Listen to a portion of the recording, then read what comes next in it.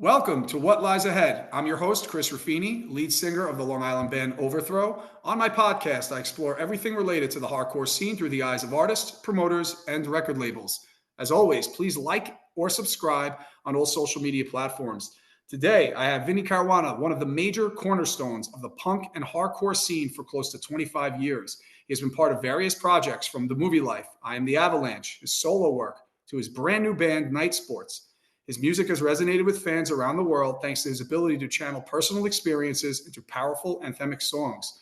In this episode, we'll discuss Vinny's path through music, from the early days of the MovieLife to his songwriting process, his solo work, and structuring set lists. Vinny, thanks for coming on, man. How's it going?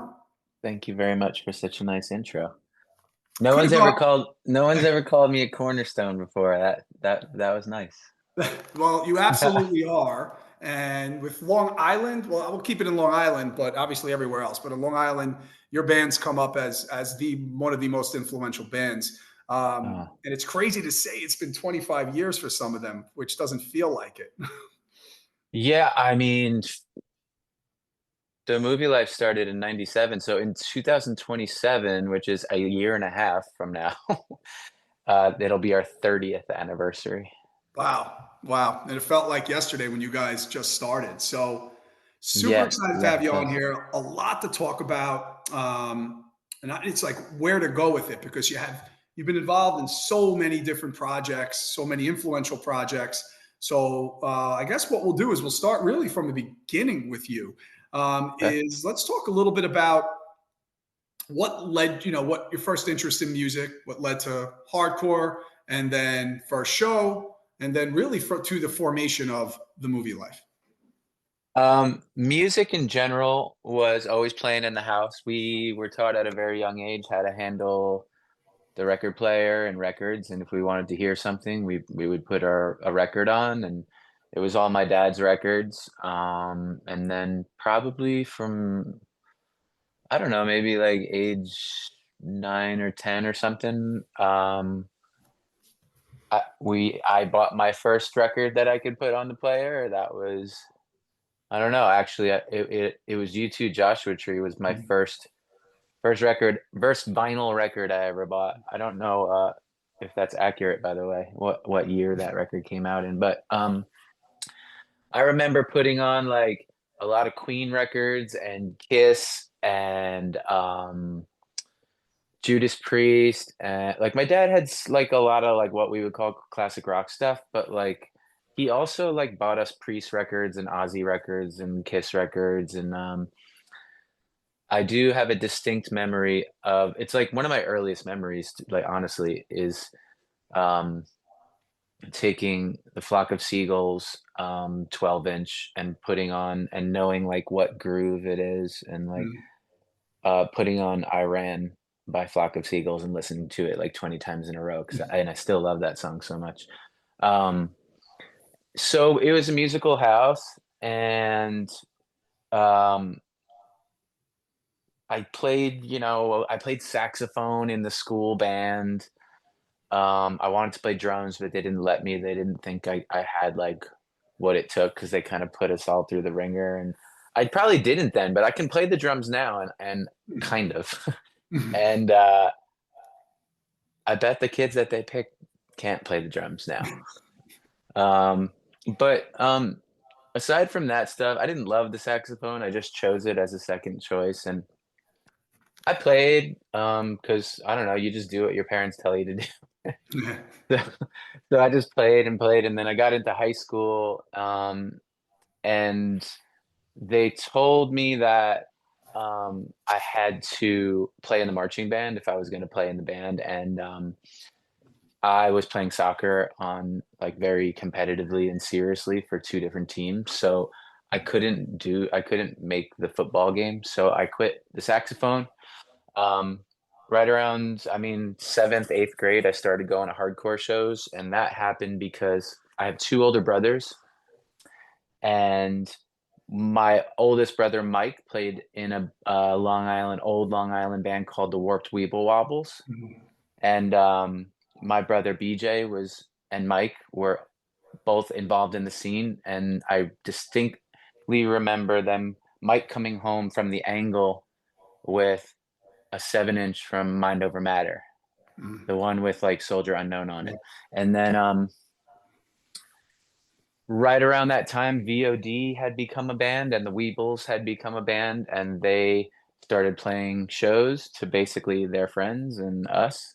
I was allowed to go to shows when I was 11 because the first probably dozen of them was just VOD and the Weebles, and my parents knew all those guys and were cool with me.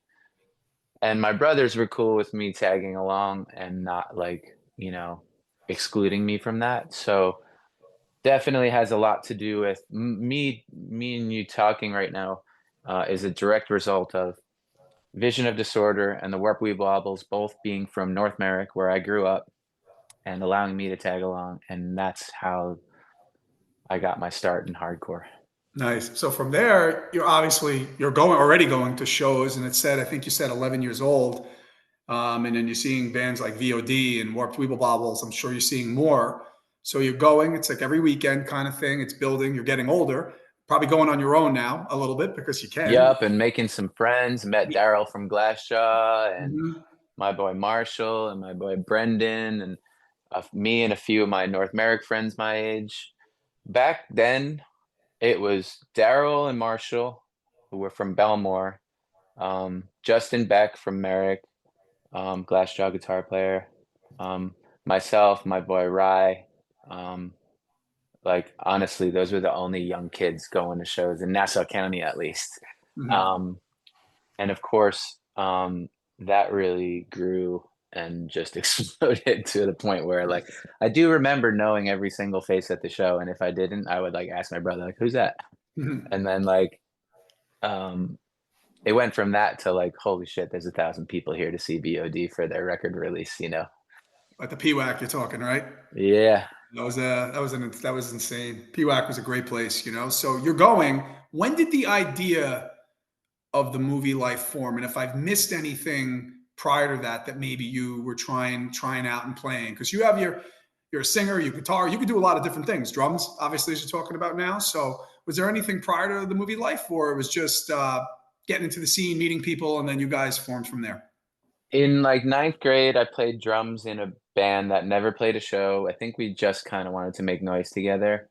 We never even thought about playing a show. Mhm. So I don't really count that one. We probably had 3 songs and then, I don't know, fizzled out, and we were rather go see Silent Majority play than practice in the basement. And so let's see. This is a flash of a memory. So my first show ever was almost two things. One, we were doing a straight edge band. I was playing bass. Hmm. It was called Busted X Busted X. It I've was heard of that. Daryl. It was Daryl, me, and Tommy Corrigan, and it was really more of a theoretical band. Yeah. Anyway, I remember Daryl being like, "We can play this show." Like, jump on some Long Island hardcore show that was going on, and I was like, "Well, I only know 2 songs, and I've only practiced with you in your bedroom, and I have a soccer game." Hmm. So apparently, I believe that was at PWAC. So I almost played the PWAC, did not, because I had a soccer game. I guess we were gonna jump up and do a few songs or something. I don't even know. And then at the same time, we were like rapping in our friend's Marshall's basement. So we would just get 12-inch instrumentals to like New York hip hop stuff, and we would write our own stuff over it. So we came very close to playing a backyard party, and that didn't materialize either.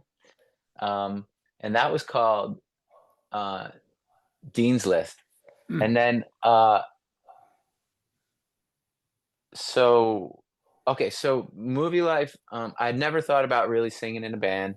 I knew I could carry a tune a little bit, like singing along in the car and shit. And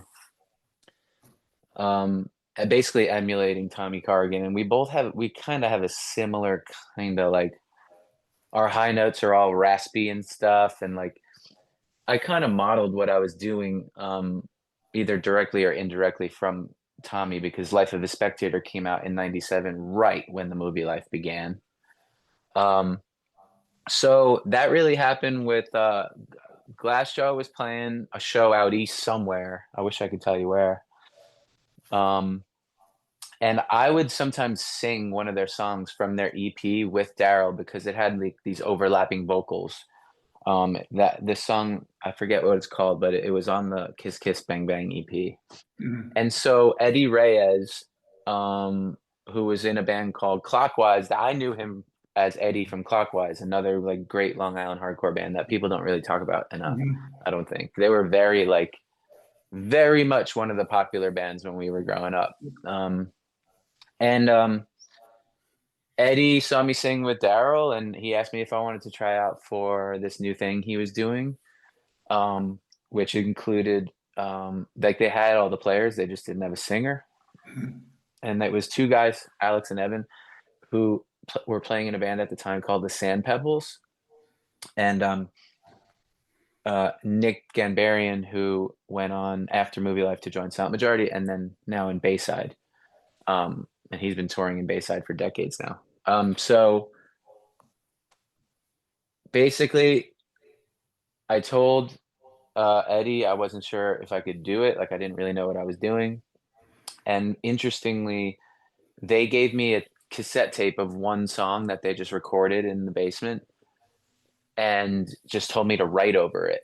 And I didn't know how to do that. So I went over Daryl's parents' house and um, he basically just had like a book of writings and poems and stuff that he was already well on his way, like being a writer and a poet and everything. And he just kind of he's like, yeah, this one will work. And then he kind of showed me how to like this is how you fit it into the thing, and then you find your what melody do you want to do, and Mhm. it came pretty quickly after that. Like I kind of started to understand how to fit melody into existing music, and I've kind of always done it that way ever since. I like to write the patterns and the melodies before I write the vocals, the lyrics, I'm sorry. I don't like having to trim the lyrics or like compromise them in any way. I like to have at least a blueprint of a skeleton of like a pattern with some Yeah. where things are fitting in and what melody roughly, and then I like to write the lyrics with that in mind. And Yeah. that's a result of just the way we did it on Daryl's parents' couch that day. Anyway, so then I pretended like I wrote it on my own and brought it to practice, and they said I'm in the band, and then I was like, oh my gosh, I'm in a band. And then from there, I just kind of I really liked it, and I really enjoyed being in a band, and I really enjoyed being part of the scene in a different way. Now I'm not just going to shows and hanging out, um, and I really enjoyed I this I, you know this it hasn't changed at all for me. I still enjoy writing songs, writing lyrics. Like I feel sometimes it's free flowing, sometimes it's problem solving for me, at least mentally. That's how I kind of view it. Every time I run into a wall, I have to break through that wall Mhm. creatively. And from that first, year of movie life and me trying to figure out how I'm going to do my thing, um, till now, it hasn't changed at all. Like it's like my main passion in life is to write cool shit. Well, it clearly shows, I mean, you talked the Weeble Wobbles, when we were talking before walking into the Sound Majority weekend, you played with the Weeble Wobbles that weekend. You have, Yeah, that was a dream come true for a young Merrick kid. that was a super cool set. That was fun. And, and all the other bands, you have your solo work, you do stuff. This is going to be out in mid-June, but Hmm. by the time this is over, you're doing a weekend thing with I Am The Avalanche. We'll talk about I Am The Avalanche in a little bit, some cool news that you Okay. have with that. But it's interesting to go back to how you talk about writing and how you still do that as a vocalist. And it's interesting. A lot of vocalists that I've had on here, from Brendan Groen to Mark Scandato of Shutdown, all different kinds of bands' music. It's interesting. It's like getting that cadence or that hook or the first and then writing the lyrics over it, just to Yeah. get that fit in. Because some people, and I'm sure there's some cases where you had lyrics you loved and you made it work, but but it sounds like most of the time you're just getting that hook and stuff over it, and then you'll put the lyrics towards it. Yeah, yeah, you're right. Like it pretty much exclusive. I pretty much exclusively write to the melody and the pattern in the music, but I write a lot of things down. My like notes in my phone have the most like fragmented, like psychotic, like just a line here and then a line here and like just random things that I forgot I Mm. put in there. Like I'm just riding on the train and I'm like boom, boom, boom, boom. Mhm. So I do sometimes steal those little lines from just me jotting them down in a notebook or in my phone or something, and then I'll bring that in, and sometimes that can help to um, kind of lead me to like what I'm gonna write about. Like one Mm. line can kind of be like, okay, cool. I'm just gonna grow this whole song out of this one line, and Cool. I already know kind of what the theme is from this one line. Nice. That was actually my next question. So it's like that line comes. Is it more of just sometimes they come? Because I get that sometimes what I do with my band, but like sometimes it comes, or it's like there's an idea or theme you want to talk about. You get that line from it, or it could be either one of the two, and then you build Yeah, no, that's super helpful. So I try to not let anything like pop into my head and then disappear because it will disappear fast. it. It Like you'll does. be like, you'll tell yourself you remember it, but you won't. And you won't remember it in the same kind of beat and the same kind of vibe that you thought you would. So it's a good idea to even go in your voice notes and give yourself a tempo and or even like a beat and do it like that to remind yourself what frame of mind you were in. Otherwise, because I've done that too, where I just whisper something into my phone and I have literally no reference of what I was thinking or Mhm. where it sat. Thank God for voice notes, because in the late '90s, you And had to run up to a tape deck and hit record. that's right. That's all So we that had. was it's super helpful. But I want to go back a little to the movie life again. So then you guys formed and you guys blew up pretty quick. It was Long Island, but it was everywhere else. And let me ask, so you guys start playing, it's '97. Then Hmm. this time next year comes out a few years later, I think 2000 from what I recall, Yes. my give or take. So a lot of those songs were you writing, and then obviously 40 hour train back to Penn, you have all these, you have those albums. Did you guys stop and be like, okay, let's write for an album? Or as you were touring, as you were going, you had songs? How did it? I was just wondering how that process went for the movie life at that point in time. Okay, so in the beginning, we before this time next year came out, we made a demo like we all did. You have a Hmm. demo tape and you sell it on the merch table on Deja One. Um, Damn. and then we made what we thought was going to be an EP, but it fell through with whatever like label guy was going to do it. And so we made that our second demo, and then we sold that at the merch table. Um, we did our first tour in 1998. So we did our first tour with just a demo tape on the table, and we probably brought like 3 dozen shirts for a US tour. We had no idea what we were doing. And we had done that first tour with Inside in '98. They were nice enough to bring us out. And so we had the 2 demos and we were sending them to every record label. We made It's Go Time, which is basically a full length. It's 9 songs. Mike Dubin put it out on his label Fadeaway Records, Mhm.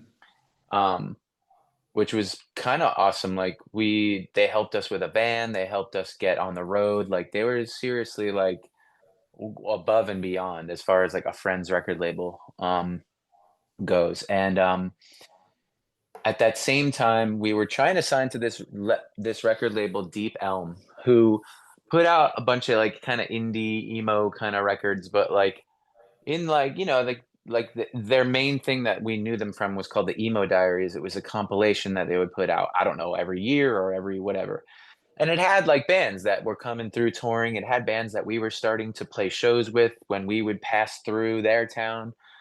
Um, so our song was on the Emo Diaries compilation, which was a big thing. Deep Elm was like, we're not signing you, you're not ready, but we will put your song on the compilation. We were like, oh shit, that's awesome. So the Emo Diaries compilation led to Revelation Records, who is Mm. a label that like we grew up on that. Like that's like a major thing. When we heard that they were even remotely interested in Movie Life, we were shocked and like maybe we hadn't seen how far we had come in those few years. Um, but Jason Upright, who was the A&R at Rev, um, did see it, and he also saw that we were on the road. We weren't sitting at home like waiting for something to happen. We were constantly touring, playing in front of no one. Mm.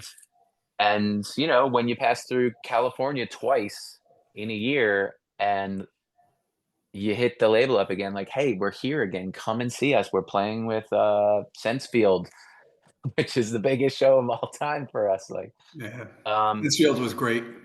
Jason came out and saw us. We sent him It's Go Time because I don't believe he had heard that. He just heard the Emo Diaries thing. And it was a song off of our demo on the Emo Diaries compilation. Um, and um, Jason decided to sign the band, and it blew our minds that this legendary label like wanted us. And we, I mean, honestly, like we probably had a few songs here and there, but we went and wrote a record knowing that Wow. Rev was putting it out. And so there's the leap between It's Go Time and This Time Next Year. We were like, we better fucking learn how to Start writing. really do that. Like, let's try here. And um, honestly, like, okay, so during that time, also Brandon Riley was not yet in the band, and that's a huge part of the Movie Life is Brandon. So Brandon joined the band. I remember asking him to drop out of college so that he could join the Movie Life. I go, we're signing to Revelation Records. We basically have made it, you know. And we're signing to Rev. We're recording with Brian McTurnan, who to us was the singer of Battery, and we knew that he, you know, made records, and we were aware of Texas is the Reason record and the Cave In stuff, and like um, Bane stuff, and but um, Brandon did drop out of college, and Mm. Brandon kind of contributed to the Movie Life the first time on This Time Next Year. So between Brandon and Alex, like they had the music covered, and I don't know, my sense of melody and putting catchy stuff to this stuff, and like I was growing in confidence, and I kind of was Yeah. just like doing it, and yeah, I feel like we, you know, I remember distinctly turning that record in to Revelation and Jason Upright being like, holy shit, like I thought you guys were almost ready and we would put out a record and maybe your second record would be this, but holy shit. So he was super stoked. And that was really it. I mean, that was the change between people on Long Island and New Jersey knowing who we are, to people in Germany. You know, Revelation had such a far reach in hardcore. Yeah. To the point where people around the world kind of at least knew who the Movie Life was and that we were on Rev and that we had this record and that now we were touring. And so that was when things kind of like got to a new level. When you're going to Europe and there's people in Italy singing along to your songs, like that's a bit different than half of the crowd being your friends on Long Island, you know? Mhm. Yeah, for sure. And you're right. Rev back in the late '90s. I mean, Rev Victory. I mean, whatever Oh yeah. label. And then if there's anything under that, they were the two biggest bands and biggest labels. And obviously Revelation. You mentioned Sensefield, Texas is the Reason, Farside. They had all these bands that they were putting out. And yeah, your record dropped and it got it everywhere. And it was a great record that helped with that. Quick question with that. So you had to write an album. Um, Not on the fly, but you had to write an album. How long did you guys have? And look, you're young, you're excited. Did you feel any pressure with it, or it was just like there was so much excitement with we signed with Rev that all right, let's write an album? It was exciting. We definitely already had some songs, and Mm-hmm. I was like, I was the one pushing it towards like, listen, like I want the fast beat. Like I want the hardcore fast beat. Like I want that. Let's do that. Let's do this. Let's have mosh parts. Let's have, and everyone's just like, huh? Like, me and Brandon and Phil had come from that world, and Alex and Evan were kind of not from that world. So we kind of was like, no, like, it should go like this, and it should be like, we just basically were like, let's up the fucking tempos, let's fucking make this thing energetic and fun, and like, you know, um, and that record starts with a song called "I Hope You Die Soon," which is like a really quick little like 30-second thing. And that was actually like one of the few songs I wrote for the movie life when it comes to the music side of things. Because I was like, I want like a short, quick fucking like, if Dynamite has fucking these 30-second song, like I want to have something like that. So I was trying to pull it into more of a hardcore place, with of course still being like melodic and fun because at the same time that was it. Like, you know, we had learned from Silent Majority and Clockwise, and like, oh, this could be like a melodic thing, like, and that spoke to me. It never occurred to me once to like to approach things just like screaming or anything like that. I always kind of did want the melody, and I was really attracted to the melody, like the melodic side of hardcore. Yeah, and you hit it, and you kept an edge to it too, a fast sound, almost punky sound. It almost reminded me a little of some of the, like some of the fast punk Florida hardcore a little bit, but like your Long Island sound, but unique to you guys with your voice and the music that you were having, that you had. So you guys, then you're touring, and then your next album comes out, and just kept building and building and building from there. How did it feel in terms of writing the next record and were you writing while you were on tour, or you were just focused on the touring, and then you'll take the time then to write the next record? During that time, we caught the ear of Drive Through Records, who was Mm-hmm. exploding at the time. Um, every band they signed was getting huge, and we kind of saw that as like all right, um, this is interesting to us. We do want to make the next step. We knew that they were kind of a major label situation. Like they had money, they had resources, they were making videos, and um, so they were kind of knocking on the door, and we kind of just were like, we're good. We're on Revelation Records. We're good. Um, that all changed instantly. We had a van accident um, on tour, and we luckily survived that. But it was like it was kind of gnarly. Like we were all kind of set up, ready to take over the world, and now we didn't have a van anymore. A lot of our gear was broken, our trailer, all the stuff that we had kind of like bought with our own money. Like our band would like we would in the movie life in the early days, everybody would pay a band due as if we were in a union. We would put like a weekly payment, each of us would put into the band. We were all working and stuff. I was working in a batting range in Belmore, so we would save all that money and put a down payment on a van and shit. You know what I mean? Like we Right. were really serious about DIY, like making it happen.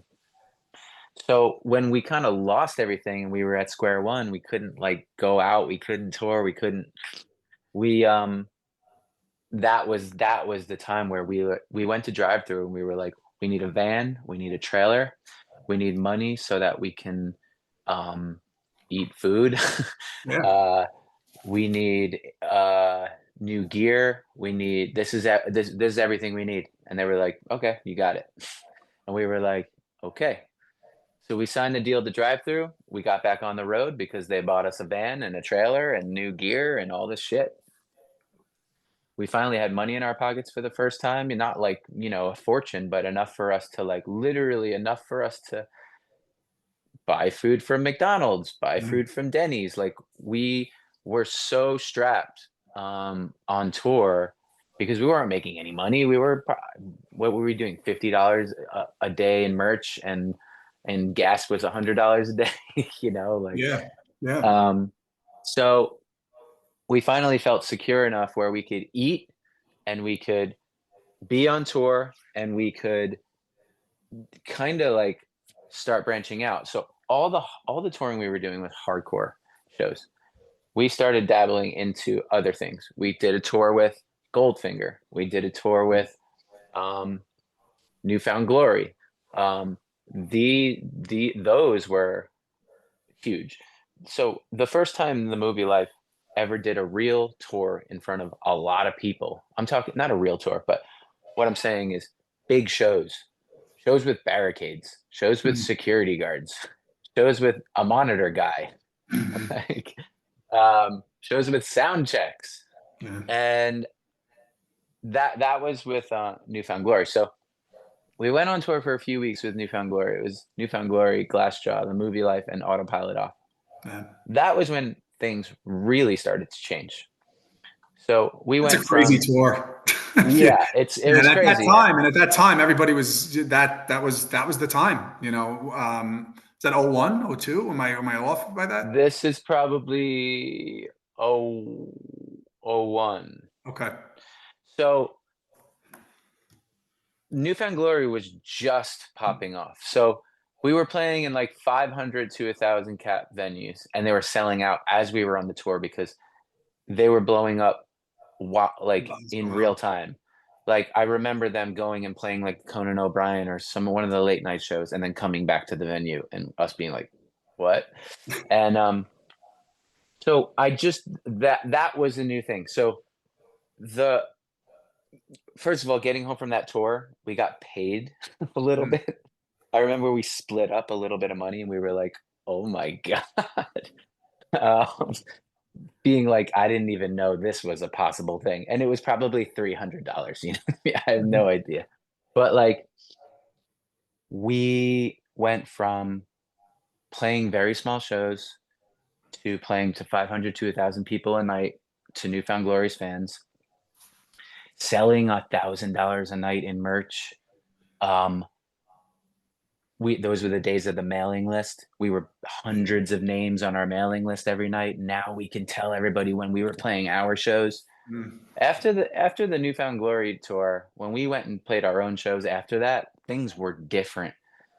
Go to New Jersey, 200 kids are at the show. Go to Pennsylvania, 150 kids are at the show. They know the words to the songs. Holy shit, this is working. And things just kind of snowball from there. Drive through, put out an EP called The Movie Life Has a Gambling Problem. Mhm. Um, it made a big impression right off the bat. All the people that were into the drive-through records kind of seen that it were all about the movie life. We were kind of the harder band on the label, and the people that were into that were stoked on that. The EP was like we weren't ready to make a record. We were on tour so much we had to go home and write. So we finished an EP and put it out, which wasn't part of our deal with drive-through. But we did it anyway, and we toured on that EP, and that was smart. We got it out quick. That EP, I think we toured with Goldfinger. We toured with Good Charlotte. We toured with um, who else we toured with on that EP? Midtown, I'm sure. Um, and in the meantime, we were writing a full length. Mm. Um, which would have been 40-hour train back to Penn. That was, I remember, like we were on tour so much that we didn't even have a practice space. We needed a practice space now to write 40-hour train back to Penn. And I remember like we were paid like a per diem we paid ourselves a per diem, and we worked basically a 9 to 5 job. We were in Lindenhurst in a practice space, 9 to 5. We could show up in the morning, write all day. We really committed ourselves to it. And I think that the product that we got, the result that we got, showed that it was a huge leap. It was a lot of growth. It was grown up. It was kind of the fully realized movie life sound that we had been kind of building towards. We spent so much time and dedicated so much time to writing that record and recording it. And then it came out and it did what it did. I mean, it made a big impact. Yeah. It was very exciting time. Um, It came out in February. We toured the entire year until September 27th when we broke up because we were so sick of each other. Um, and yeah, that's really it's one that, like you said, I mean, that it's one of those things that, I meet a lot of younger musicians and stuff and on tour and at shows or whatever at a festival, and a lot of them will bring that record up and and tell me how it maybe it was the first record they ever bought, or this really influenced the way I like their path in the way that they approach their music, and that's amazing and always really nice to hear. And it is and I'm very proud of 40 Hour Train Back to Penn. I can go back and listen to it, and sometimes I have to because You're playing it still. the band yeah, the band doesn't, we barely practice. Yeah. Like everyone's got job, and when we have shows coming up and stuff, we basically get in the room for an entire day and just make sure we're completely set to go. But like I have to work on my voice and I have to keep my voice in shape. So that's the least fun part about my job is going into my practice space alone and singing along to Movie Life records or Avalanche records.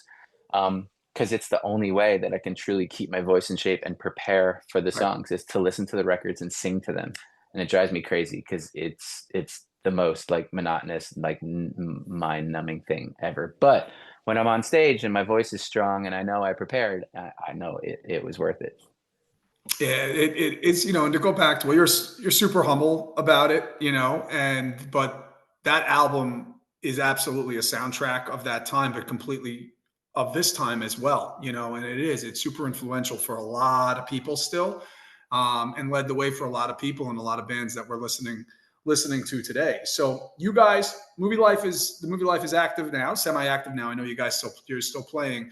But Yeah. after the Movie Life broke up at that time, it was like 03, 04. I mean, you guys it sounds like from 2000 to 2003, you guys, it was like almost every day, all year. Like you guys. Yeah, it was probably 1999 to 2003. We probably were on tour an average of, I don't even know, 8, 9, 10 months a year, I would say. Yeah. Aside from that time, we stayed home to write 40 Hour. Yeah. So the Movie Life, unfortunately, ended at that point in time. And then you Mhm. almost quickly jumped into I Am the Avalanche, which I wanted to talk about now. And then, but I know you had a little, you were part of Head Automatica a little bit, going back to your relationship with Daryl, because that was kind of popping off at that point in time and starting. But let's talk I Am the Avalanche. So Okay. Movie Life ended was, because it's great, it's a long time ago for me. So I'm trying to, was the I Am the Avalanche something that you were like, all right, let me start maybe a side project for fun, or you just didn't have the time because look what we just said that you were doing with the Movie Life, or the Movie Life is over, you're like, I need to start another band. How did that come about? How did the I Am the Avalanche come about? Okay, I Am the Avalanche came about. I started writing my own music. I wasn't really writing the music for Movie Life, aside from a few songs where I would, pick up a guitar, but I was really just doing the vocal side of Movie Life. Um, when the Movie Life broke up, I immediately started playing more guitar. I knew I needed to like do it for myself. So I was playing guitar at the same time Daryl was putting together Head Automatica. He knew that Movie Life was breaking up. He asked me to play guitar in Head Automatica. I said, I don't know if I'm ready, dude. Like, and he's like, get ready. So I crammed. I played so much guitar. It's all I did. That I credit that, Daryl keeps coming back into the into Yeah. the story, and rightly so. So Daryl asking me to be a part of Head Automatica really drove me to like start playing more guitar and getting my chops up and understanding like what I'm doing. At that same time, we were in San Francisco, basically putting the band together, Head Automatica, and Daryl would fly home for this or do that or whatever, and I was in San Francisco with the guys in Head Automatica. And the first time that I ever heard a few of the what would become I Am the Avalanche songs, we're just jamming with Josh, who plays in American Nightmare and played bass in Head Automatica, and Larry, who played drums in Glassjaw. I was just jamming with them because we were sitting around smoking pot, like waiting for Daryl to get back to San Francisco. So um, after I got back from San Francisco, um, as I was writing, I kind of knew like Head Automatica is not my future. Like Mhm.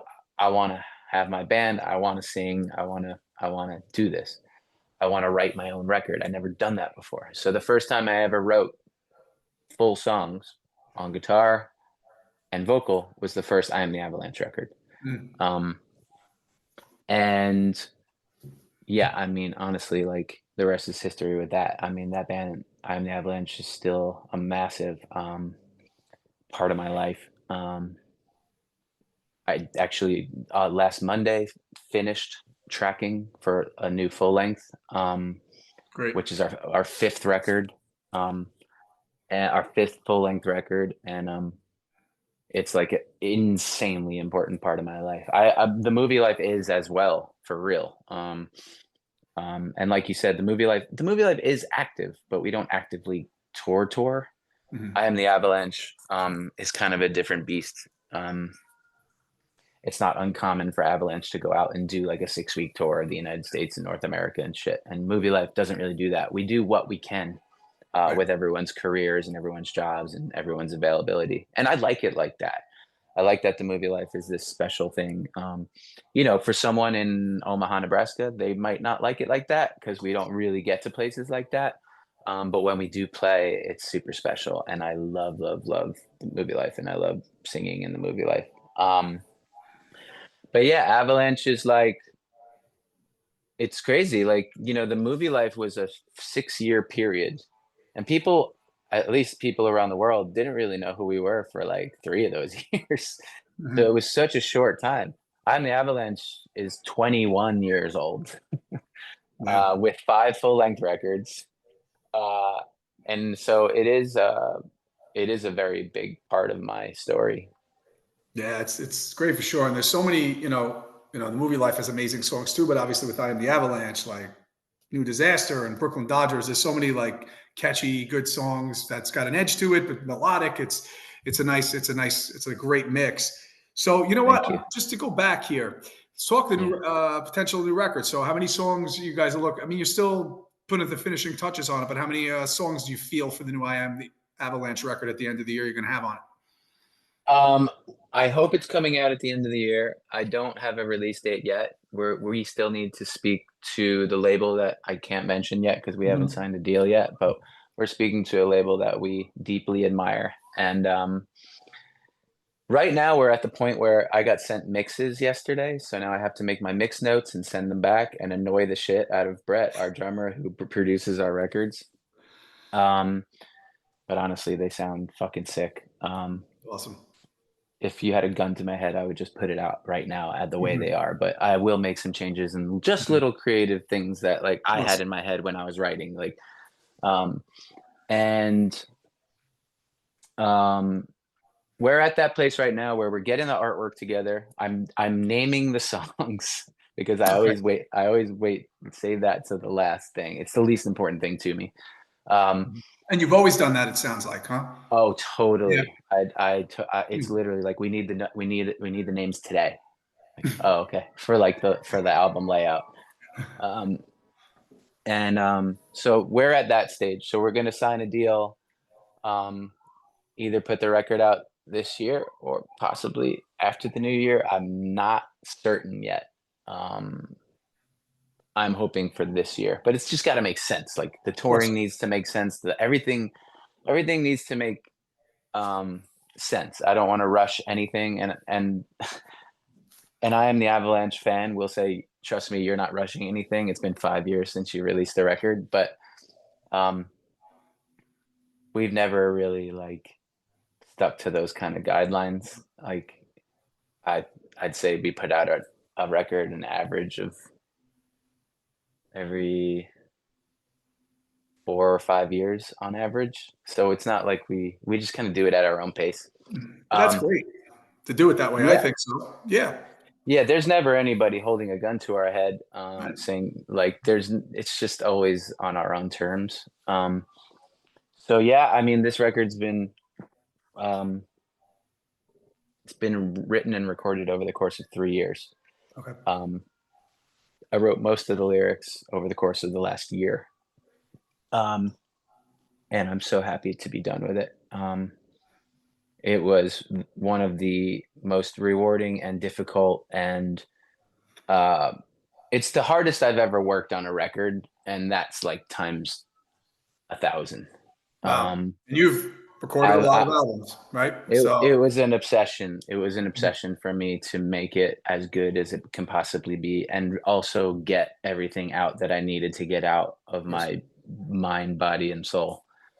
So now that I've achieved that, I feel I feel lighter. I feel Awesome. lighter.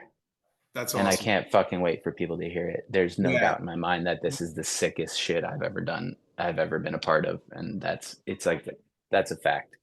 Yeah, and honestly, a lot of people are going to be excited about that. That's great, and obviously, it'll sound like some shows, tours. You guys could, you'll set all that up as you go, which is Oh amazing. yeah. So Yep. Get me on the road. you ready to go? I know how to do that. I know how to do very few things. I have very few skills. I know how to tour. I know how to play shows. I know how to write and record sick shit. I'm ready. I wish I could fast forward, to be honest. Get to the winter, right? So that leads to my next question, which is kind of perfect because you're kind of there with this new "I Am the Avalanche" record, potentially at the end of the year, early next year, give or take. But just all in all, with the movie life, with the I Am the Avalanche and other projects that you had, how do you go about structuring your album track list in terms of the order?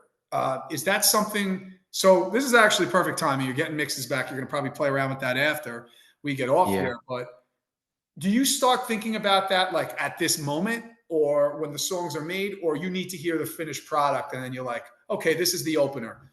This is good to end with. This is good in the middle because if we have vinyl, this might end. This might start side B of the vinyl. Yeah. Mhm. You're speaking my language. Mhm. Um, the you learn from your mistakes, hopefully. Like there's plenty of sequencing, like track listing and order mistakes that I've made, or that we either Movie Life or Avalanche or my solo records. There's plenty of mistakes. Like, shit, what were we thinking? That's the best song on the record. Why is it eighth? Um, it should be, um, so I would say the most difficult part of sequencing for me, aside from the obvious like ebb and flow of a record and just the way it flows right and the way that you bang out of like one of the softer ones into a fucking slammer, like aside from that kind of stuff, which also applies to like set lists and stuff, like just an order that it feels good in that order. Um, the most difficulty I have, and maybe this would be helpful for somebody who is making a record now or will make a record one day.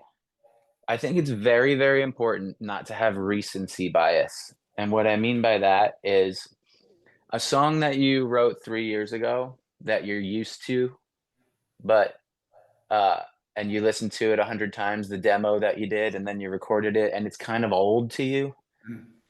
And then the song that you recorded last for the record that you kind of wrote like the week before you recorded it, uh that one you're going to like more 100% of the time. And that doesn't mean it needs to be like I did it on the like I did it on the last Avalanche record. The last song I tracked for that record was the one I liked the most because I wasn't sick of it, because it hadn't been like, it was still fresh to me. And I like the song and stuff, but there's no way I would have put it second on the record. Um, in hindsight. So I'm trying to do that. And I'm also, Brett, who we call the Rat, he plays drums in the Movie Life and in I Am the Avalanche, and he records the records. He's an insanely good producer. He makes a lot of big records in our kind of broad scene. And I really do trust him, um, kind of in every aspect of life. But when it comes to it was really nice. So like, myself and Rat and Mikey, me and Mikey write these songs. We, we we've poured our hearts into the music, and Brett usually doesn't hear the songs until we track them for the record. Mhm. So, but he's such an important member of our band that because he does produce the records and he's our brother and he's our drummer and he's everything. When he sent the mixes yesterday, me and Mike, I haven't given any notes or anything yet. I just listened to him. I played him for my wife this morning. We're just getting excited, just getting used to them before I jump to any judgment. Like I just want to get used to it and get used to it on the whole. And that helps with the recency bias problem. Mhm. Let's listen to it on the whole and look at this whole thing and what it is. And anyway, I was very happy to hear that he already has some thoughts on how we should sequence the record. And I kind of want him to show me what he's thinking before I give my opinion on it at all. Mhm. Um, And that's through experience, what you're saying right there. Think about that, right? And you're 100% accurate about what you just described about tracking an album in terms of when you have a song that, even though it's new, seems old because you've been hearing it so much, and you hear something new, and all of a sudden you're like, "Wow, this just it jumps the line, or jumps the gun, or the other songs." I'm kind of at yeah. that place now with where we are in terms of recording, so I have 100% know what you're talking Oh, about. cool.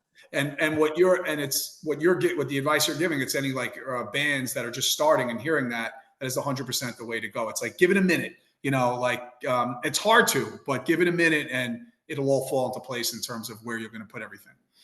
Totally. And obviously everyone's going to make their own mistakes, but I mean, I listen to a lot of podcasts and there's definitely things that I take on board. Like I listen to a lot of musicians that I admire being interviewed and I take a lot of that on board. I try to not think that I know everything because I definitely don't. I make tons of mistakes. And that's just we live in a crazy world. I can't, we're all trying to survive, let alone make a record. So it's just like, I try to tune one thing I've done in writing the lyrics to this record, primarily over the course of the last like 12 months, um, is I've tuned out the world entirely. Mhm. Um, Nothing that's happening in there's so much that I needed to get out and so much that I needed to live through and so much that I needed to like not only write on a piece of paper but make it into a good song, which is one of the hardest things on earth to do. Um, that that was all I focused on. I didn't think like what I didn't have the news on writing. Actually, the only thing from the outside world that I let get in because I wrote about like my experience in the last 12 months. I wrote about what's in my head, not what people are trying to feed me, Yeah. not what that screen says, not what um I did my best to not consume or allow myself to be exposed to that things that would kind of negatively influence the Yeah. record and my mission. Um which is also was very helpful to not consume as much and just live and be present in my own thoughts and my own feelings and my own like everything, just everything that like life kind of like that life will do to you.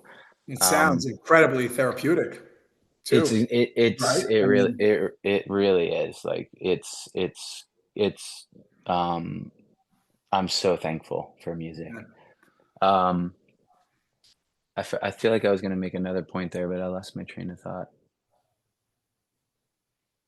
I'm not sure. Maybe I lost it. I don't know. Come back. Yeah. So it's cool. Like hearing how you go about structuring an album track list. But what about like, we'll jump ahead now because you have a couple different bands. You have your solo work too.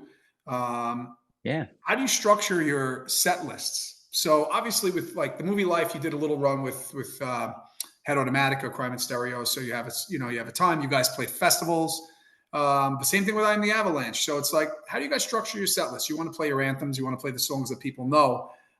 You kind of keep them the same? Do you look at streams? How does that work? Or you just go based on feel?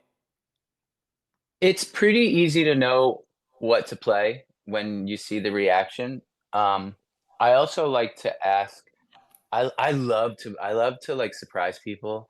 Like we're gonna play the big tunes, but like I love going back. I'll just go on Spotify or whatever, and I'll go back and be like, oh yeah, that song. And I'll just with Movie Life, I'll hit it up, and Brandon always responds with like a but he always gets it together. I'm like, yeah, I want to play that song from 1998. Um, I want to play that song from like when our bass player was 4 years old. Um, so that kind of stuff. I love always having something where somebody that went out of their way. Listen, at this point, the people that come out to our shows, there are some younger people that come out to our shows. A lot of the people are in their 30s and even close to 40. So like I know how much they're sacrificing to come out to see us, and I love just like being like, all right, this song is blah blah blah, and just seeing at least one person over there going, whoa, like that kind of shit. So I like to pepper in shit that like people aren't expecting us to play, That's cool. just digging up like deep tracks. This time, so we have 3 Avalanche shows this week. We're playing in Providence and Montreal and New Jersey. So I just asked Mike, who's our guitar player, and I was just kind of like, uh, what songs do you want to throw in that like we didn't play on the last tour or whatever? And he chucked out 3. I was like, perfect. We'll blend those in and um. But yeah, I mean, I like when we're headlining, like, phew, we probably play anywhere between like 16 and 20 songs when we headline. Um, Depending on the situation and the vibe of what we're doing um and it's the same as it's that ebb and flow thing. You don't want to just have all like the medium paced or slower stuff all be in one group. You really have to like kind of flow with it. And then something I've been actually I noted, I go to a lot of shows and a lot of my favorite artists do this, which we did on the last Avalanche tour, and I really like the way it feels. So starting the set with not a crowd favorite, Yeah. starting the set with a fucking song that you guys love that you're gonna do, and the crowd's getting a little warmed up, their ears are getting okay, boom, boom. You're playing a good rock song that's not like the closer, it's not the opener, it's not in your top 10 biggest songs or whatever. You play that song first, and then you slam into Here We Fucking Go, and the whole crowd and you watch everyone perk up. I like that. Yeah. I like doing that. That's something that I've been applying lately. That's cool. What about I guess with any bands? Well, actually, you know what? I'll pause for a second. What about when you're your solo stuff when you're playing live? I mean, yeah, it's all Oh my you, god. so you could do what you want with that. But and you do different stuff. Like you have you're doing parties, but you're also playing live. You're doing all different things. So how do you like Yeah. with that? Like how do you go about that with the set? So, oh, that's a good question. It's very different when it comes to solo. So solo touring, like, um, sometimes I'll be supporting my friends' rock bands and I'll just playing solo and along for the ride. Sometimes I'm headlining and I'll play for an hour or more. What I do in solo is before I leave for tour or before I'm playing some shows, I'm making sure that I am prepared to play a lot of different songs. So, for example, the last real solo tour I did was this winter. I did a headlining tour of the UK. So I was there for 10 days or so. What I did was I prepared 30 songs. Okay. That's my song list. This is what I know because I put the work in and I went to my practice space every day before the tour and I practiced and I'm ready to go. Okay. So I have my microphone stand. It's just me and an acoustic guitar. My microphone stand, I travel with this thing that I screw onto the microphone stand. It's this little table with a cup holder and a little space for a set list or or a glass of whiskey. So I have my song list on my little table. I know exactly what it is. Next to each song, I have where each song is capoed or a little note or whatever, just to remember what I need to do. And I get on stage, and a lot of times I don't even know what I'm going to start with. I look at my list. Okay, we're in Glasgow. There's 50 people just in this bar. They seem up for it. Let's fucking play a drinking song. Let's just kick down the doors. All right, I'm in Liverpool tonight. All right, I'm gonna do a really gut-wrenching ballad first. uh and I'm gonna hit that high note. And if everybody's not paying attention or got their drinks, they are paying attention now. And now they're locking into like what I'm doing. So I like the freedom of that solo. You can't do that with the band. Right. Um, Solo, I can just go, I'm gonna do that one now. And I look at the list, I'll do that one now. And then I start, and if that's not going well, especially if I'm supporting another, like if I'm supporting and playing with another, like for Thursday, for example, I did a tour with Thursday last year. No, that's right. There's people over here, or certain nights I'd be like, oh, this is my crowd. Like these people know me. These people want to hear. These people are shouting out songs.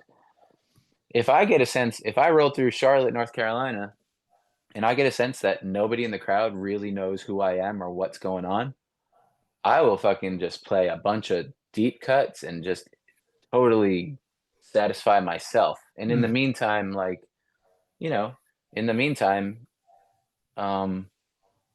engage with the crowd and show them some songs that I think they should hear.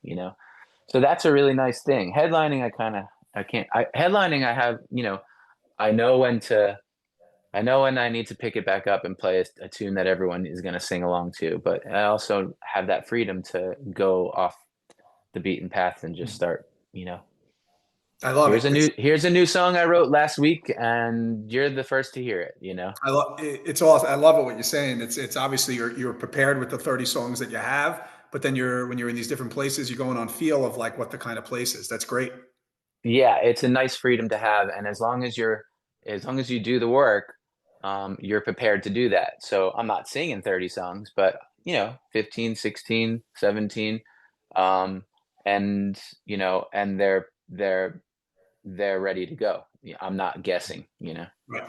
That's great. You're prepared. So one last question with set lists, with I guess some of the bands and stuff. It sounds like you have a big catalog. Yeah, there's a catalog for both bands, obviously. Do Mhm. you Are there songs that, because you guys pick different songs, but are there songs that you haven't played in a while that you wish you would? Like it's been a while, if you think of there's some Oh songs, yeah. and maybe they're deep cuts, but songs that you used to play that yeah, we haven't played that one in a while.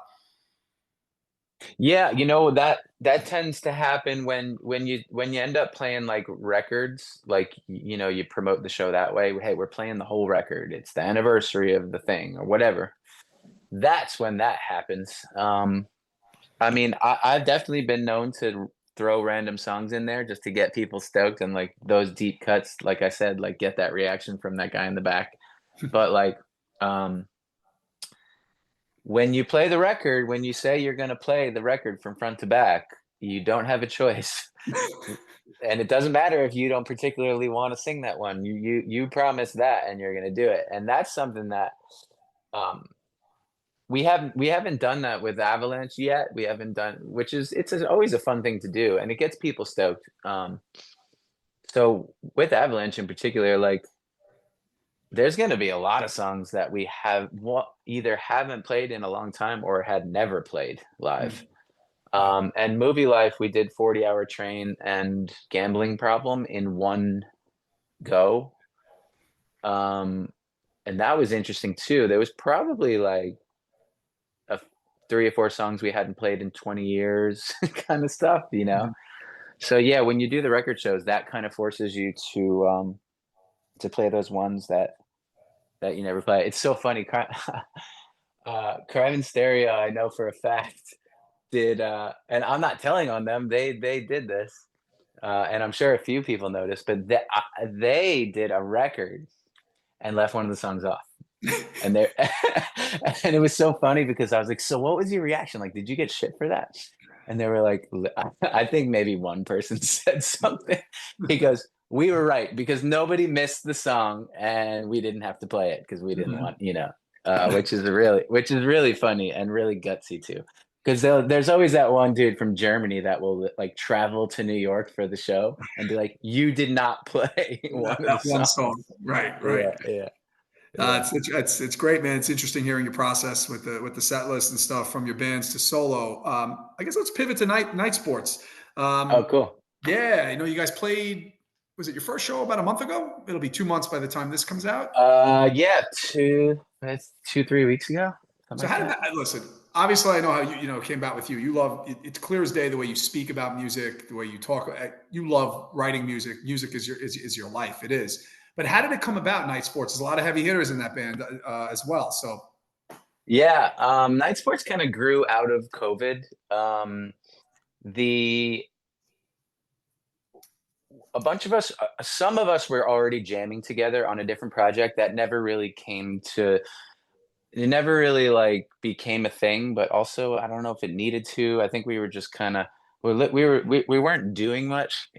I live in Greenpoint in Brooklyn. It's a very small neighborhood, our little part of Greenpoint. We're all packed in like sardines during COVID. It was pretty terrifying and it's pretty difficult place to be.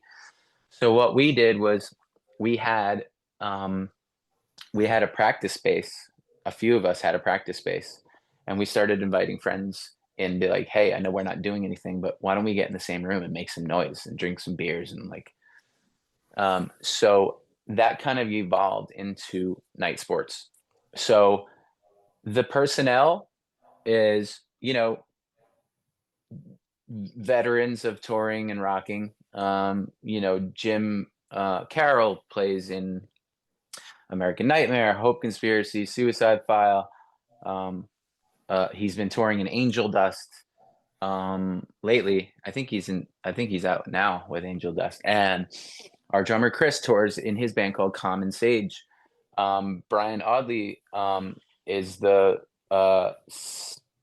guitar player of Incendiary, a beloved Long Island hardcore band, beloved around the world. I'm known for being in a singer in bands, and I am so happy to tell you that I'm not singing in this band. playing I guitar. I Right. get to be a guitar player. It's so fun. I've always been jealous of the guitar players on tour. Like I look at my guitar player just like, "Fuck, you don't have to like," because doing what I do on stage is not always easy. It's not always like sometimes you get up and you don't really have much to say and you're not feeling it that day and something in your life's fucked up and you don't really want to face the crowd. Um those days I'm always just like, oh, I wish I was a guitar player just hanging out over there just Mhm. um so this band I play guitar and it's a very interesting okay, so and then we have Justin Weatherholtz who plays bass and we have Henbo who sings. Henbo and Justin are world-renowned tattooers and painters. The rest of us are known for the music that we do. So Henbo is the most British person on the planet. He's the most northern person on the planet, and um, he has a little bit of a history with music, but not while I knew him. It was when he was younger in England, and basically, like we were like, all right, we should do this. Like, this is the gang. We're all neighbors. We all live in the same neighborhood. We all see each other, even when we're trying not to see each other. Like, it's very common for one of us to bump into each other on the street.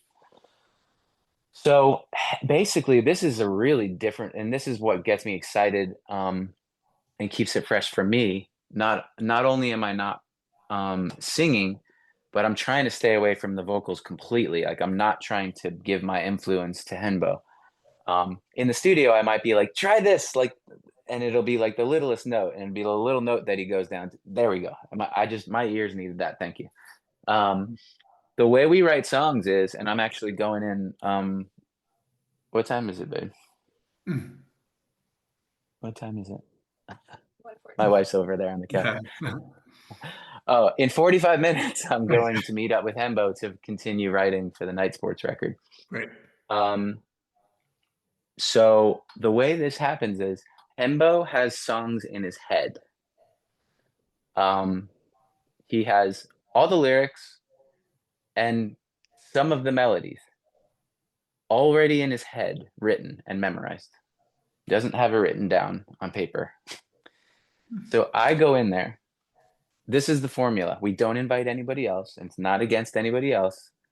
We don't want too many cooks in the kitchen. What we want is Hembo sings his song to me, and I help to build a song. I build the music, the chords, the structure, the everything. I build it underneath Henbo's song that's in his head. And I know that that sounds ridiculous and it sounds like made up. It's completely the way it's done. Every single song is exactly that way. And then we make a voice memo of it on our phone. And then we have band practice. We teach everybody the idea, and then we jam on it and it becomes a Nite And then it Sports song. builds to where it is. That's actually a cool process. To It's hear how that very comes. interesting. Yeah. Yeah, it keeps it fresh for me, a guy that's working on a lot of different stuff at all times. It's nice to have a completely different approach with this band. It's great. What's And the it's plans great for the that band? Sorry, what's the I'm sorry. plans for the band? Yeah, what's the plans? Obviously, sounds like Oh, you have geez.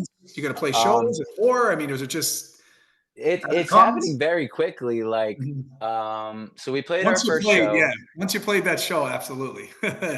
It's happening quickly. So we've been quietly recording a record. So we have 7 songs completely done and recorded already. So we're about 70% done with a full length. Um, and labels are starting to get in touch, and we're trying to see what's a good fit, and we'll release a full length record and play shows. Cool. That's going to be great. Yeah. Gonna be great. And yeah, I mean, I imagine a record will be done by like the end of summer, probably.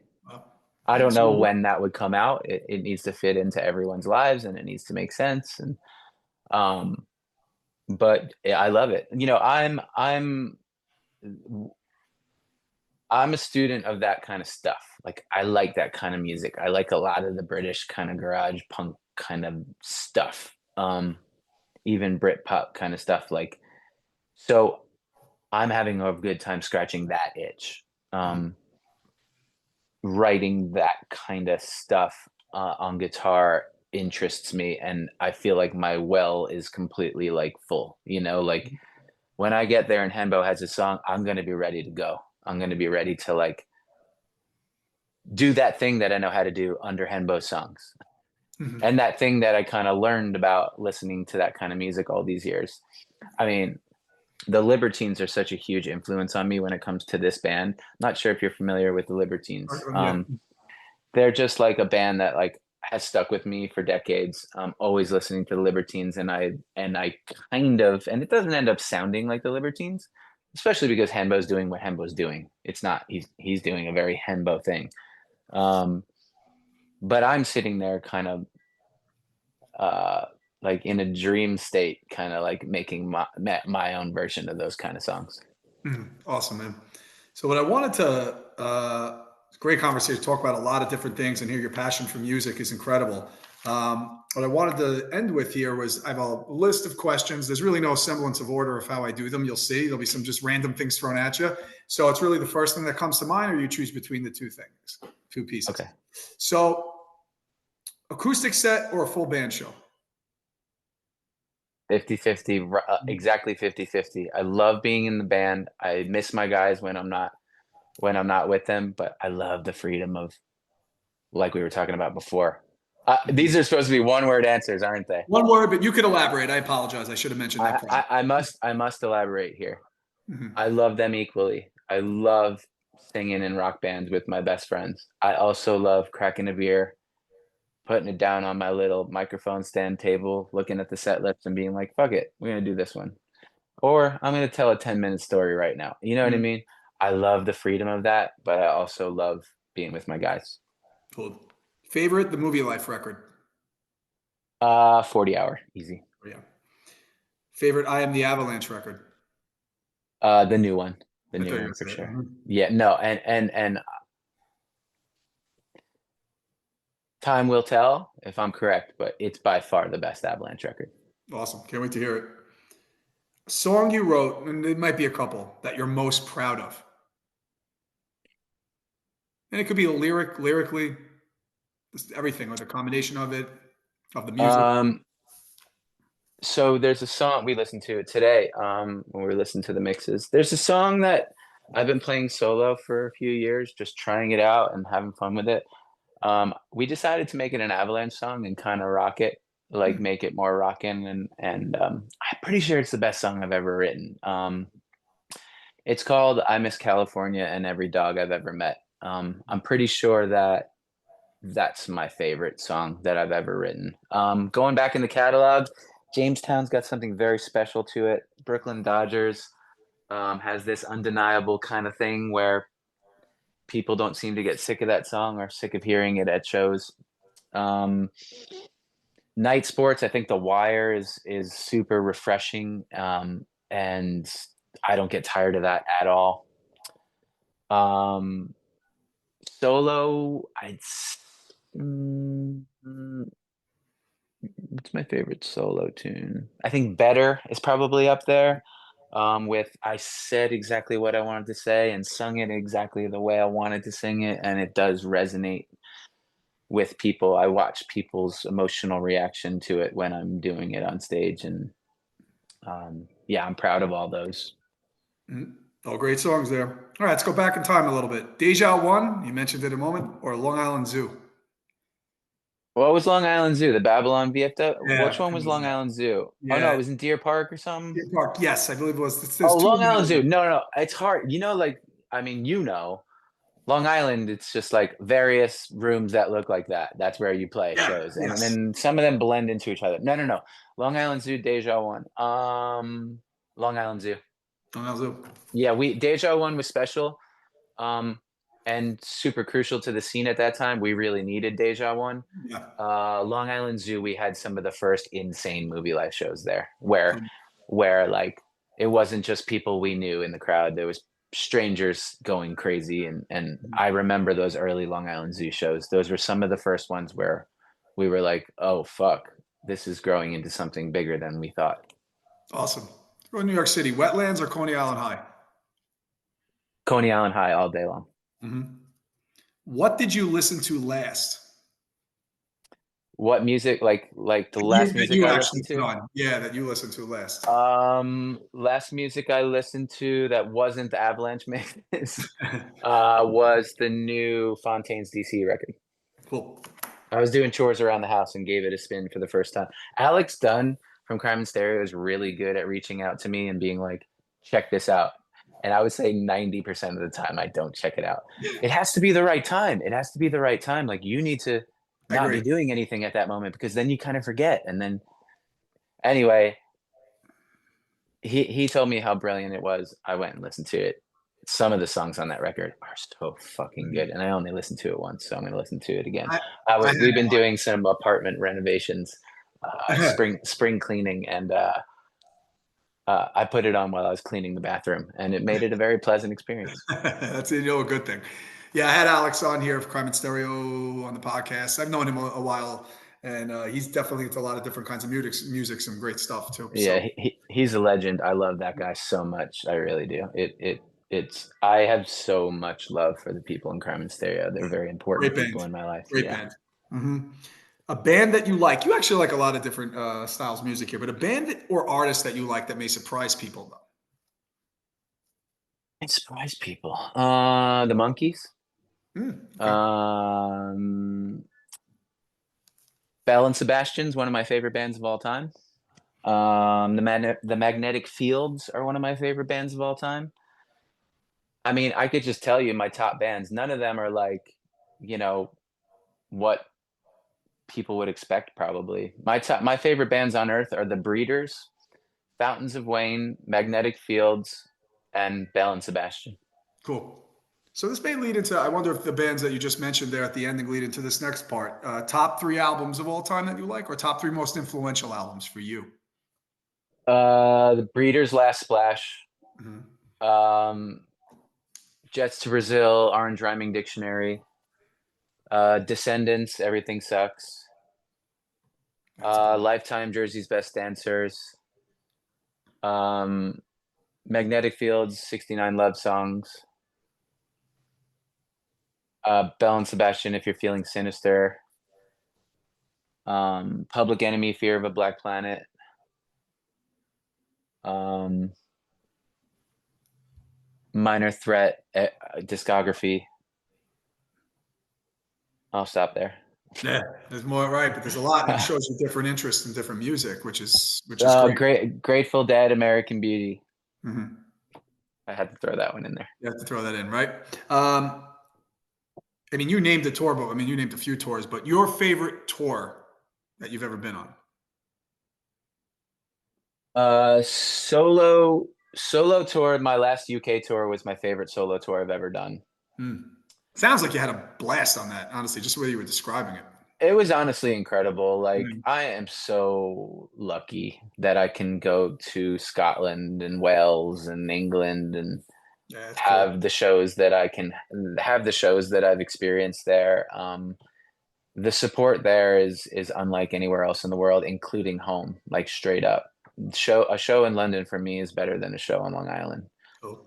Um, let's see. And I'm not saying I enjoy it any less. I'm just saying, like, in England when I'm playing and every single person is singing at the top of their lungs, that only happens there for some reason.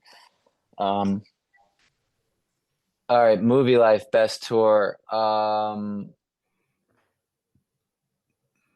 Most maybe best movie life tour. There's a few. Face to Face, Movie Life, Thrice, and Midtown, full North America, 7 weeks.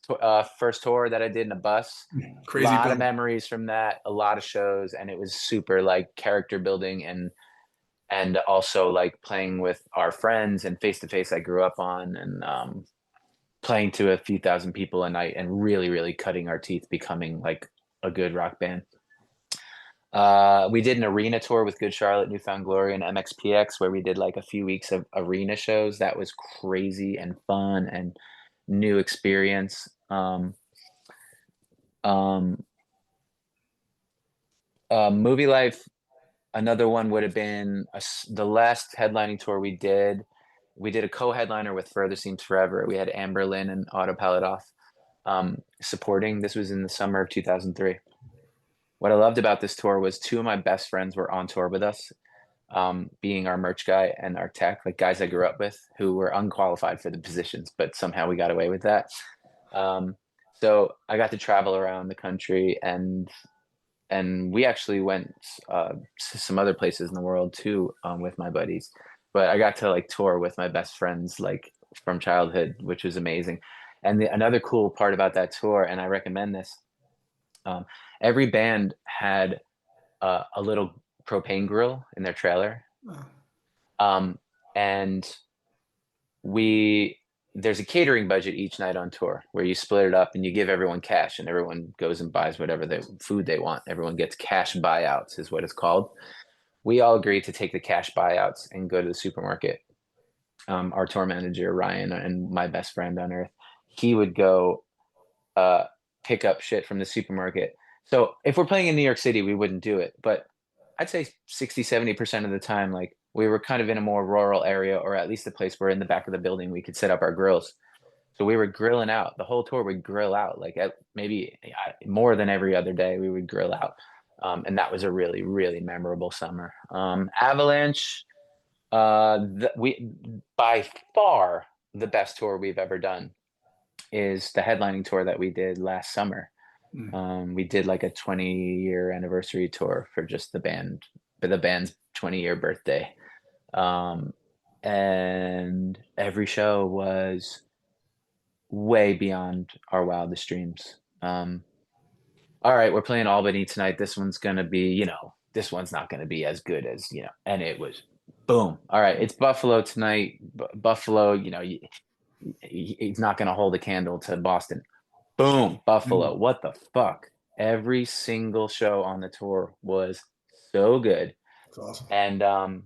And it just felt so good to celebrate the band. Um and just, be with your bros and we have a we don't get in the van. I mean, we're usually pretty tuned up by the time we leave the venue. Uh so somebody will DJ and we're just like singing along. Like that's an I Am the Avalanche pastime. We call it standing in the van. Hmm. Can't wait to stand in the van with you. So we travel in like a Mercedes Sprinter, so it's like high ceilings.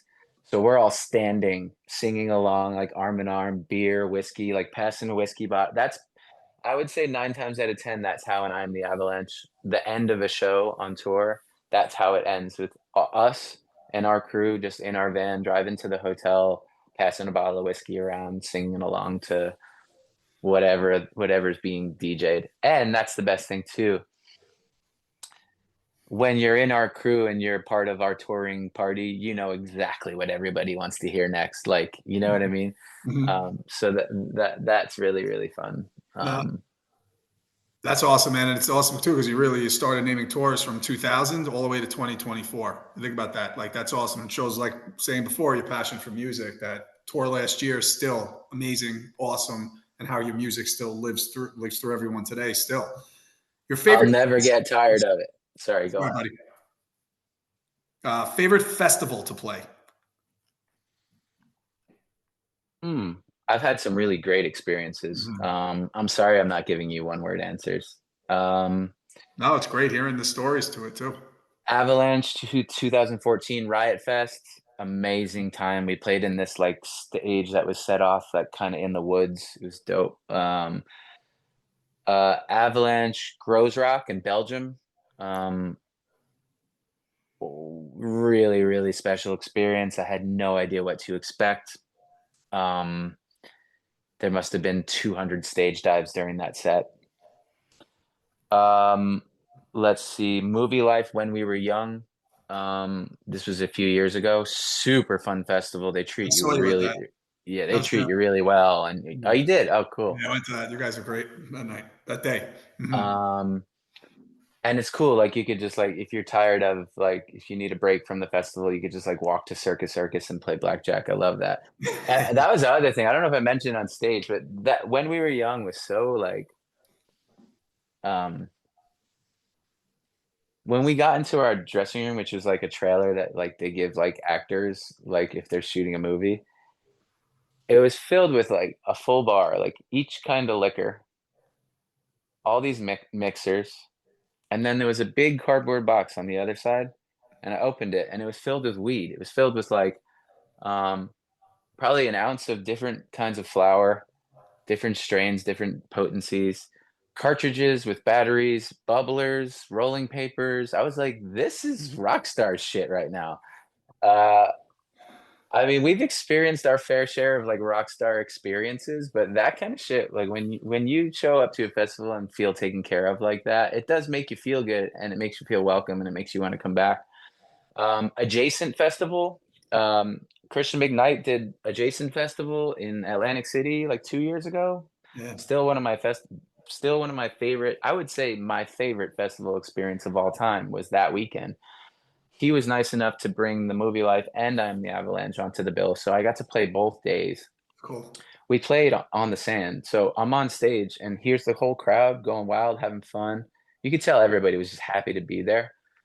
And then there's just waves crashing. Like my view was the crowd and then just blue, Mm. just a blue ocean. And it was cool. Like the first day I got my bearings. The second day I ate mushrooms. So the first day was Avalanche, um, and it was sick. Like we had a great show. I had a great experience. The second day I felt comfortable, and I really wanted to like make the most of the experience. So I microdosed psilocybin, and Mhm. so I just took like I didn't eat like a ton of mushrooms, but I ate enough mushrooms to where like I felt it on stage. I think I probably ate like 5 of my microdoses. So there was probably a little less than a gram, but around a gram of mushrooms on stage with the waves crashing and the blue sky and everyone singing along. That was an amazing experience. And that was the other thing too that day. I stood on the side of the stage watching Incendiary play on the stage next to us, just watching my bros just destroy. Mm. And I'm just like, the mushrooms are kicking in, and I'm like, oh yes, this is gonna be fun. And then it's Incendiary was just like movie life. And I was just Mm. Brendan was like, move our friends in movie life are over here. And then Brandon just hits the first chord, and I was like, oh shit, this is it. And the entire experience was was beautiful. So yeah, number one experience I would say on the whole was Adjacent Fest. So thank you to Christian Mhm.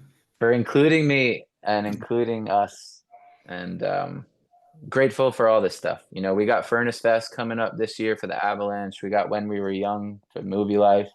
Avalanche is doing one of the Warped Tour festivals. Like, Cool. I'm grateful to be able to still have these experiences, and all I ask for in life is just something to look forward to.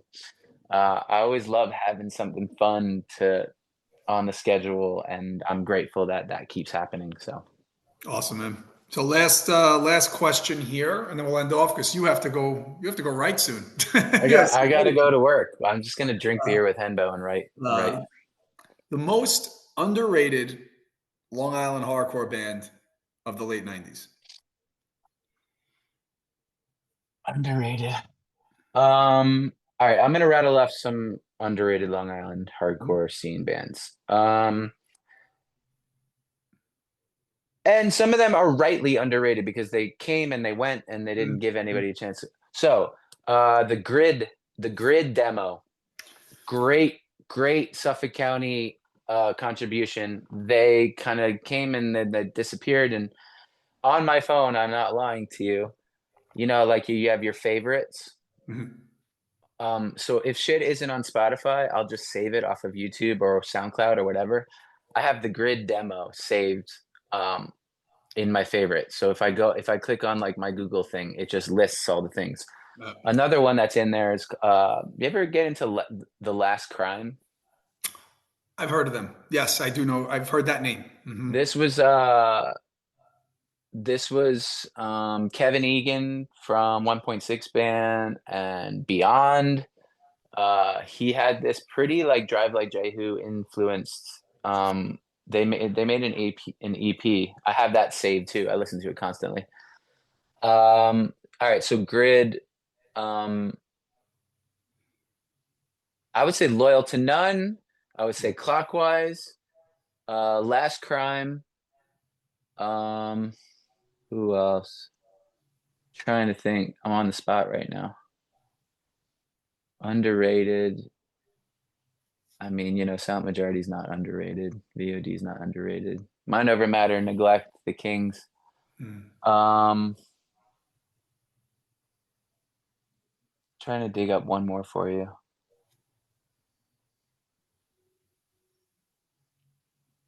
Underrated Long Island hardcore.